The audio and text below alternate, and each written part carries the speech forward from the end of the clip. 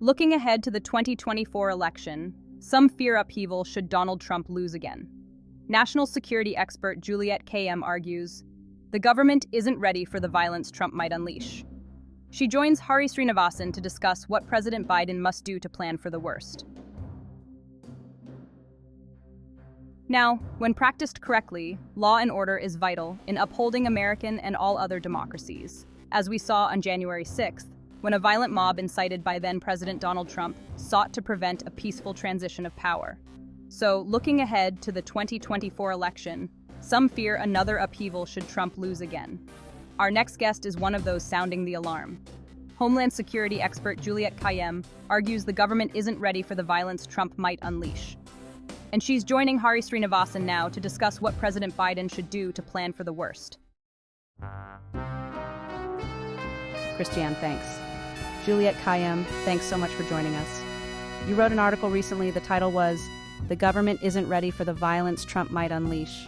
What is most concerning you right now, heading into this election? So, what's concerning me is both the nature and the consistency of threats of violence that are coming out of the Trump campaign, in particular with Donald Trump. I sort of take as a given that he's telling us what his intentions are, as he did before January 6th. There's an elevated threat environment, which the FBI has already warned us about. He threatens or utilizes the potential for violence. Whether it's on his social media sites or in his speeches, the language is the language of incitement. And so, the scenario that I worry about isn't just sort of our election, but if Trump were to lose, we need to be ready that he needs to create a narrative about what that loss means.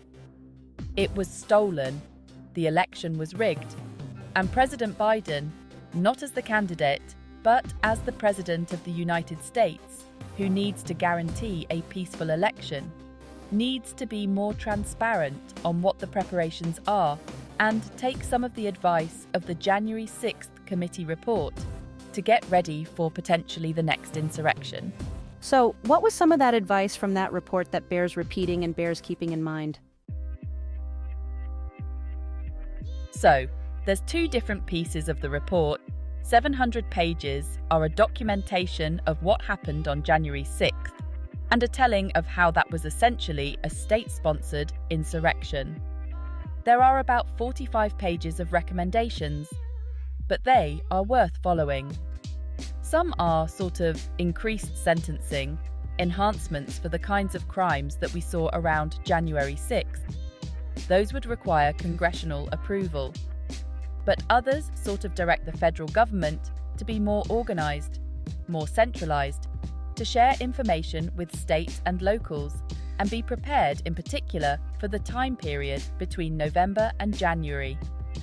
If Donald Trump wins, then there will likely be an orderly transition of power, simply because we have no reason to suspect President Biden wouldn't do that. But if he loses, we certainly know from what Trump has said, and we also know from what the FBI is telling us, that there are large groups and organizations that are preparing to continue the fight. And those are the kinds of law enforcement and preparedness measures that President Biden needs to address now, and specifically needs to be transparent about. The second is if we're the media is to essentially not repeat the untruth, even to say that's outrageous, right? So part of it is this understanding of what's called the truth sandwich, which is 2 + 2 = 4. Donald Trump said 2 + 2 = 5. That is not true. 2 + 2 = 4.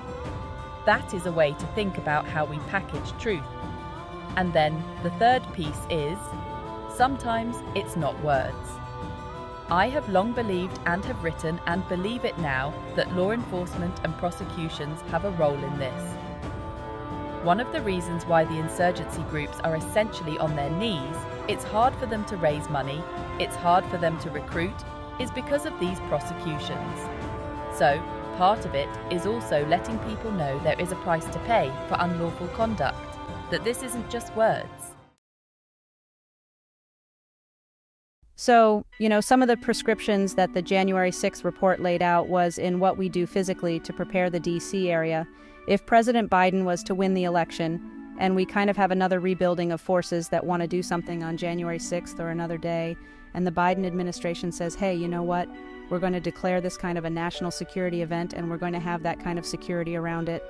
Does that just make people on the other side go, look, the fix is in. There's no way that we could actually express our voice. The state is exerting so much authority there. They want to make sure that there's no transition of power because, to Donald Trump that was legitimately elected in their minds. Look, there's going to be people that will perceive this through a political lens, no matter what. And we have to accept that. The more preparation and planning that President Biden can do in terms of who's the lead federal agency, what kind of physical protections do you want, say, at Congress or the Supreme Court, or even at the White House, who's in charge in DC. DC is a complicated governance system, as we saw in January 6th between the National Guard and Capitol Police and Secret Service and local police. Let's get that organised now. And the reason why I urge that is, 1, that no one's guessing at the moment something happened, as we saw in the January 6th committee report. It was that inability to respond in many ways. Who could do what? What were their authorities that made it difficult? And I think, secondly, that this organisation will actually ensure that peaceful protest, even against, the President Biden, is allowable. What we don't want is a situation when, everyone goes to their separate sides and then you have a conflict. And I think President Biden needs to be transparent about it now. I think it's the only way it would work in order to minimize the kind of politics that you're talking about. Should President Biden now say, look, if I lose this election, here you go, we are going to make sure that we will have a transition of power. I mean, I don't know if there is a, fear of missing out for Donald Trump, whether he would say the same thing, but making clear to the electorate that these are his ground rules. Yes, it's a great point. He absolutely should. In fact, I now think that the question that we often ask Donald Trump or some of his elected supporters, will you accept the results of the election, as sort of a silly question? They can wiggle themselves out of that. The question we need to start asking is, do you condone violence if your candidate does not win? We need to start shaming this violence and the threat of violence that has become, part of our democratic process. Our norms are completely stretched right now, and we're kind of not seeing it. And so I think, not only should President Biden say, here's how it's going to work peacefully if I don't win, but we need to get others to also embrace that word peaceful. We'll still disagree with each other, but the fact that we're having this conversation, right, that the risk of a not peaceful period leading up to the election and then certainly after shows how far, we've stretched sort of our understanding of what democracy is, as well as stretched the threat environment, which is increased by everybody's account. When you mentioned the threat of violence or the possibility of violence, there's polling data. There was one in October, the PRRI poll, and it said 23% of Americans believe that they might have to resort to violence in order to save our country. That is up. It was 2021 when they asked that question last time, and it was 15% then. So this is definitely like one of those wrong track indicators. Why is it that people feel like they are so removed that violence, that last resort, is already there in their minds? Yes, I think part of it is because we need to be more transparent about what the consequences are. In other words, I think it has festered because we've kind of accepted it as a norm of how Donald Trump campaigns, and what I'm, as someone who studies terrorism and incitement, we need to begin the counter-narrative now that this is unacceptable, that the norms cannot be stretched this way, that we are ready if people are willing to take up arms against the democratic system, right? It's not democratic, it's against the democratic system. And begin, as I've been saying for a long time, begin to shame this kind of policy or belief. And I don't mean Trumpism, I don't even mean MAGAism. I mean violence, violence. That is what we have to be collectively against at this stage.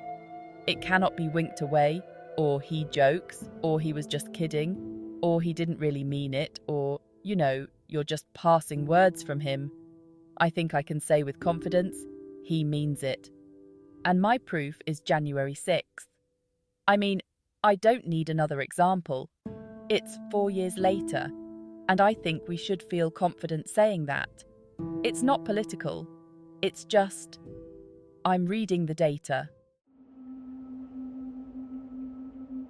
Are we in a better position when it comes to homeland security from domestic terror groups, domestic terror?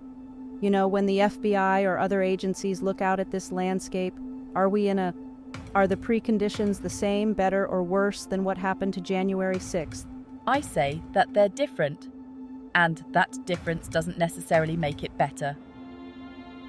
Okay, so one is that the organising groups, the ones that we know the names of, say Proud Boys, those are now essentially, they're not over, but they're on their knees. And the reason why is they have charismatic leaders who are now in jail for serious sedition crimes. They can't raise money, they can't recruit. So that's good in the sense that you don't want organised paramilitary organisations going after democracy. That doesn't mean that their appeal is completely over. Look, ideologies don't end, they only get isolated or decrease. And so, what you are seeing, as you said, is sort of the to the ground, right? That there are people who are still, as we see, buying into this, who are still believing that violence is a natural extension of our democratic differences. And those are harder to find because they're not online, they're not organising, they're not meeting. And I think that, as FBI Director Chris Wray said recently in testimony, that's sort of his, that's a fear that is out there, but they're really hard to find in every instance. But then there's another part of this post sort of January 6th, 2021 narrative, which is the criminal prosecutions. So, criminal prosecutions have gone very, very far in showing that there are consequences for this kind of behaviour. People know that they could go to jail, lose their jobs, be isolated from their families for even something that they thought was kind of a joke. And I think that's an important message to keep, playing out. That's what the January 6th committee tried to do. Their memorialisation of January 6th was also a message to those who think that this is acceptable behaviour. There are consequences. Juliet, you and I have been speaking for years, and one of the conversations we had was after you wrote a book, The Devil Never Sleeps. And that was really almost a way of saying, look, we're going to have, whether you call it a crisis, a disaster, a catastrophe, we know what happened 4 years ago. We know there's a moment that we can plan better for if there is a failure that we can. What is it that concerns you? What are the lessons that people need to be thinking about when they look forward to say, how do we just get a peaceful transition of power? Yes. So, there's 2 lessons from that book. The first is, just embrace the devil. Part of what I'm trying to do now is, we don't have to pretend anymore that this is all a joke. I think it's very important that we understand that violence and the threat of violence are part of our election process for 2024. If we can then admit that, then what would you do knowing that that threat environment is higher? You would, prepare local and states. You would make sure you have led federal agencies. All of the things that I talk about in terms of don't be afraid that this could happen, get ready for it. I think the second piece, for me, the thing that worries me, I think the most is what we call situational awareness. It's a big country. Lots of things are going to be going on those days. And do we have transparency on what the threat is doing, what they might try to do, and then are we able to stop them? That worries me just because there's going to be a lot of activity. We can prepare for that as well. And in particular in DC, well, there should be no reason that we are going to be surprised in the District of Columbia. We know people will plan on rallying, and we should allow them to express their First Amendment rights. But also be prepared that should they threaten violence or perform violence, that they will be prosecuted. Juliette Kayyem, Homeland Security expert and a professor at the Harvard Kennedy School, thanks so much for joining us. Thank you for having me.